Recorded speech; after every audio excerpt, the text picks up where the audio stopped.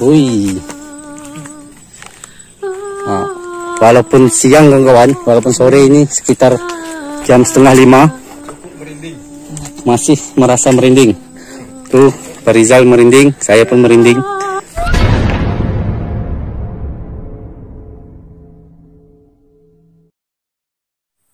Assalamualaikum warahmatullahi wabarakatuh. Kembali lagi bersama kami Debu Project dalam segmen Kim's Roll, kisah misteri dan horor. Kali ini menelusuri lokasi tempat kepala lanon digantung. Hari ini kami akan menunjukkan kepada kawan-kawan semua lokasi bersejarah tempat kepala lanon digantung. Sini kami bersama kawan kami GTP Zainal 87 akan menyusuri bersama, dan mohon dukungannya, kunjungi channel GTP Zainal 87. Oke, kita langsung ke lokasi ya. Oke kawan-kawan, kita akan menelusuri jalan tempat lokasi bersejarah di desa ini, tempat kepala lanon digantung. Kami bersama GTP Zainal 87. Oke kawan-kawan, seperti video kami terusnya, kami akan menuju ke lokasi di tempat di mana kepala lanon digantung. Inilah tumbang lagi lah. Inilah jalannya kawan-kawan. Dulu kami dari malam tuh kita dari sebelah sana. Kami dari desa GTP Zainal 87 dan di sana menuju desa tetangga. Di sini jalan inilah sekitar 8 tahun tidak dilewati. Dulu sejarah para lanon masuki desa tetangga melalui sungai di sana ya kawan. Di sana ada sungai. Han, kawan dapat berita kan ada kat pokok besar tu. Dari situlah mulai pagar yang dari Pagar pertama, pohon nibung. pagar utama. Jadi dari sana kawan, pagar yang dicerita teman kita Arif malam itu 7 penjuru pagar. 7 penjuru pagar dari ujung sana sampai di lokasi tempat digantungnya kepala lanon. Nah, sekarang kami akan mencoba menelusuri di lokasi pohon tepinis tempat kepala lanon digantung ya kawan.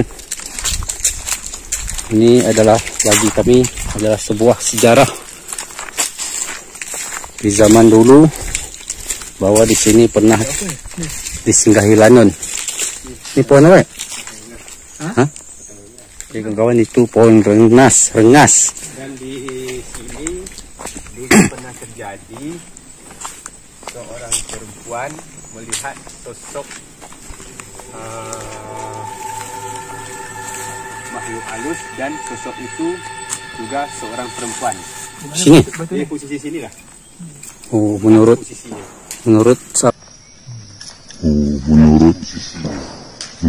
sahabat kita GTP Zainal 87, di lokasi ini pernah warga sini perempuan pernah melihat sosok gaib. Ya. Sosok gaib di daerah sini. Wih. Nah, walaupun siang kawan, walaupun sore ini sekitar jam 4:30, masih merasa merinding. Tuh, Pak Rizal merinding, saya pun merinding. Walaupun di siang hari ini situ ada batu besar kawan. Ini salah satu membuktikan bahwa mereka ada tidak hanya malam, siang pun ada. Di situ kita harus saling hormati, jangan saling mengganggu. Jalanan kita dalam 3 menit akan sampai ke lokasi yang akan kita tuju.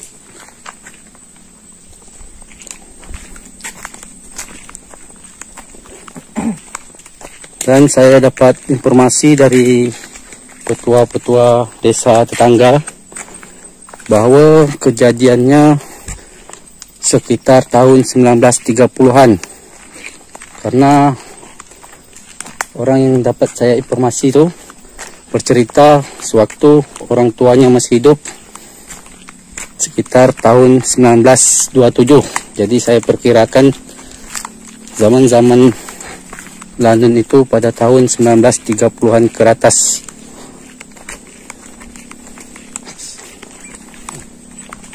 Oke, kawan-kawan, ini jalannya, mudah-mudahan kita bisa menemukan lokasi tempat yang kita mau pergi. Lokasi pohon tempinis, tempat kepala lanun digantung, kawan. Cuman tetap yang saya sayangkan, ini adalah sejarah, ini adalah bukti. Namun sejarah itu tetap masih tidak dilestarikan. Hanya cerita ke cerita, namun lokasi tidak dilestarikan. Seperti daerah kita di Tanjung Pinang, Pulau Penyengat ya kawan. Hah? Yang di Jombang masa. Dulu pernah jadi merinding. Pernah juga dulu orang melihat makhluk gaib yang jelasnya di sini. Nah, kalau Pak Rizal macam mana? Lanjut? Lanjut. Oke kawan-kawan. Menurut Pak Rizal, insya-Allah kita masih melanjuti jalan ini. Ini kawan-kawan, walaupun siang hari kawan-kawan, tetap kami di sini merasa merinding. Assalamualaikum. Karena sebetulnya kami waktu itu mau nge-explore malam, namun dengan pertimbangan yang kuat kami tidak jadi untuk menelusuri di malam hari. Karena kawan-kawan, menurut orang tua dulu jalan sini ya begitu keras kawan-kawan. Ini menurut kawan kita GTP Zainal 87, lokasinya hampir sampai dan mudah-mudahan kita bisa pergi di lokasi itu. Soalnya di sini air dalam kawan, itu sungai. Sungai inilah tempat ceritanya dulu, tempat lanun lewat Sungai Lamun kan? Ini sungai Lamun ya? Itu Mempinis, batang Mempinisnya itulah lokasinya, itulah batang Mempinis yang disebut-sebut Mempinis penggantung kepala lanun. Oh ini deh. Inilah Mempinisnya. Oh kawan. Oke, kita turun ke bawah untuk mendekati batang. Ya, dengan tujuan tidak ada masalah apa, kita cuma mengingat masa-masa sejarah di tempat kita. Jadi pakunya mana? Oke kawan-kawan, Pakunya ada di. kita sudah sampai titik lokasi tempat sejarah digantungnya kepala lanun, yaitu di tempinis itu ya kawan. Itu pohon tempinis dan itu tempat digantungnya. Kami mencoba turun ke bawah, mudah-mudahan bisa. Dan konon katanya dulu masih ada bukti pakunya.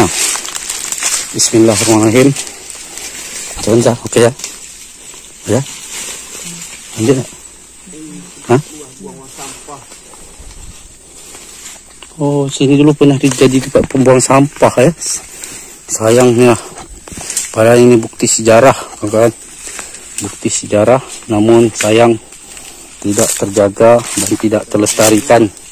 Hanya tinggal cerita mulut ke mulut, kawan. Oke, kawan kita Pak Rizal coba turun ke bawah. Bismillahirrahmanirrahim.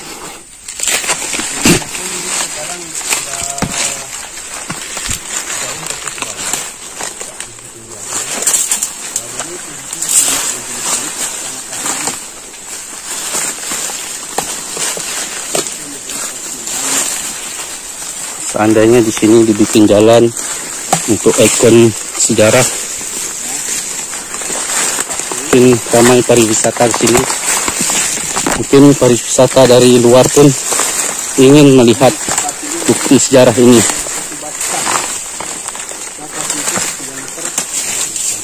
Oke kawan, ini sungainya. Dulu saya dapat cerita dari orang tua, sungai ini dulu dalam, dalam, namun sekarang zaman ke zaman jadi lumpur. Berapa GT macam macam mana 200 GT ada nak? Tak kapal 200 GT. Oh, jadi informasi dia dulu kapal 200 GT bisa masuk selat sungai ni. Itu sekitar tahun 1930-an ni kawan. Kapal ukuran 200 GT bisa melewati sungai ini. Ada pakunya?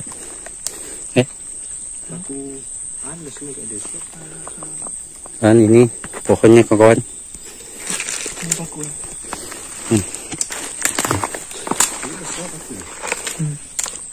Oh, ini kawan. Pakunya. Ada paku besar di sini kawan. Tapi hari ini kami pergi ke sini, paku yang besar ni nggak ada, malah yang paku kecil. Banyak katakan paku ni kan tak bisa dicabut kan? Iya. Kenapa hari ni kita pergi? Tak ada kan? Tapi paku ini tak bisa dicabut. Cuman ternyata hari ini kami pergi ke sini, tetapi paku yang besar itu tidak ada. Cuman pakunya zaman ke zaman kan, kena air, karat ataupun apa. Ya, kita coba melanjuti arah posisi badannya, cuma bisa menunjuki lokasinya aja. Dari mana? Oh, jadi kawan-kawan Okay. dengan cerita ke cerita, zaman ke zaman, posisi badan dan kepalanya bisa ya. Sini tak bisa? Tak sini. Okey kawan-kawan, semoga bisa memuaskan kawan-kawan untuk melihat bukti sejarah.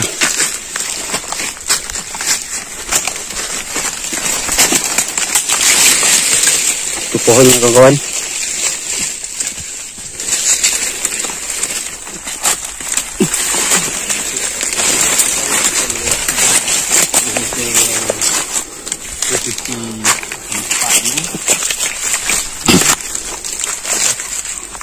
Alhamdulillah bagi saya sudah bisa melihat lokasi bersejarah pohon tempinis tempat kepala lanun digantung ya.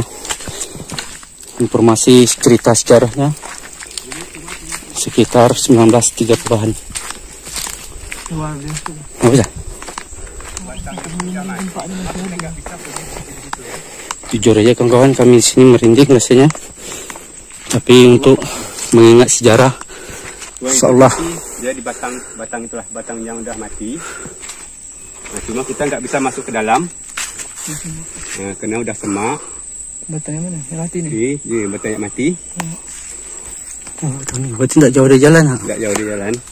Baik kawan-kawan, menurut informasi lokasinya daerah batang yang sudah mati itu ya. Namun kami tidak bisa masuki dan kami pun tak mau lancang. Itulah lokasi tempat badan lanun. Badan lanun. Bajak laut tu digantung. Badan bajak laut digantung apa ditanam? Digantung. Ditanam. Ditanam. Badan ditanam. Badan tanam. Oh, badan ditanam kepala dan digantung. kepalanya digantung di pohon tempat kita pergi tadi kawan-kawan. Terima kasih, alhamdulillah. Saya pribadi bersyukur bisa melihat titik sejarah.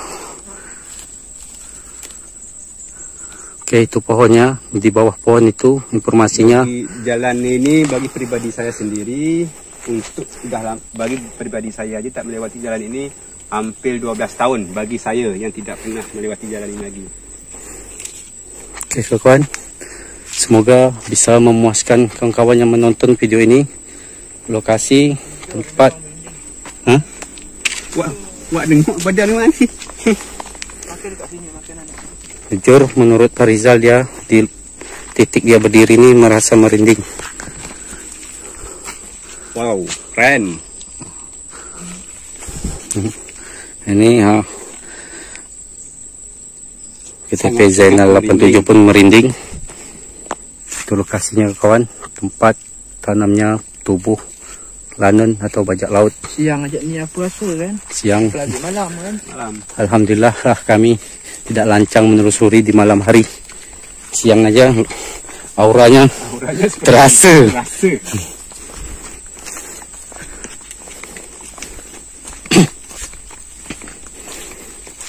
Oke kawan, kita akan kembali lagi. Mudah-mudahan kita bisa menelusuri tempat lokasi bersejarah lagi, yaitu air maras.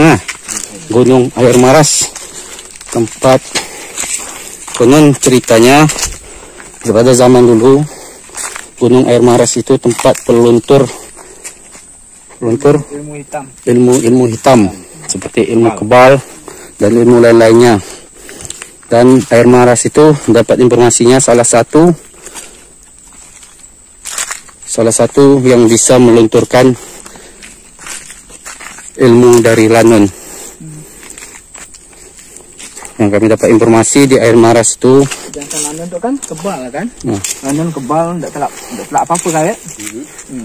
Itu dengan masuk di Air Maras, lunturlah semua ilmu dia kan, dia bisa dia mati. Insya Allah kami bisa pergi ke Gunung Air Maras dan kita bersama akan melihat lokasi tempat bersejarah Gunung Air Maras.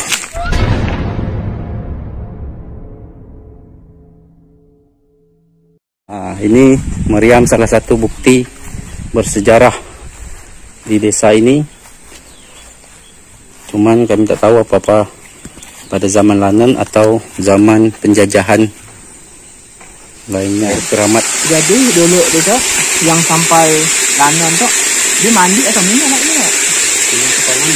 Minum mak. Jadi ini kan sampai luntur kebal itu kan.